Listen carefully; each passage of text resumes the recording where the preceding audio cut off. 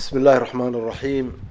الحمد لله رب العالمين، وصلى الله وسلم على سيد المرسلين سيدنا محمد وعلى آله وصحبه وسلم أجمعين. أما بعد، walaalyaal waxaan ogeysinaynaa dhammaan walaalaha muslimiinta meel walba ay joogaan in barnaamijkii ballaarinta iyo dib u dhiska al-Iman Islamic Center uu bilowday kowdii bishii 6 ee June, meel dhaxana uu marayo lacagta lagu qiyaasay barnaamijkaas ama renovationkaas ama dib u habeyntaas lacag ilaa $600,000 ah.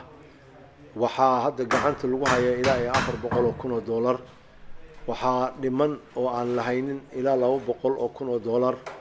marka waxaan ka codsanaynaa walaalaha Soomaaliyeed meel walba ay joogaan inay nagu caawiyaan sidaan u gaari lahayn goolkaas masaajidka ilaahayna aan u dhisi lahayn, aan u dhamaystiri lahayn dhamaadka bisha 9 ee September hadduu ilaahay yiraahdo. gacanta ayaa lagu hayaa iyagoo waliba ka faa'iideysanaya fursadda 10ka Dhulxijja ee Nabiga Kaleey Salaatu Wasalaam uu yiri ma jiro camal saalix oo la yimaado 10ka maalmood oo ilaahay subxaanahu wa ta'ala uu ka jecel yahay camal kastoo la yimaado waqti walba sanadka kamid ah.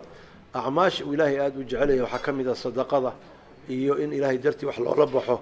marka waxaan ku guubaabinaynaa walaalaha inay maartay soo caawiyaan masaajidka dhismihiisa ay ula baxaan sadaqo waalidkood iyo dadka ay jecel yihiin in naftoodaba u horumariyaan. جزاكم الله خير. إنكي أولادنا الله يبين بركيه صدقتي نمدت كقولي ستان الله يبين كدقو. والسلام عليكم ورحمة الله وبركاته.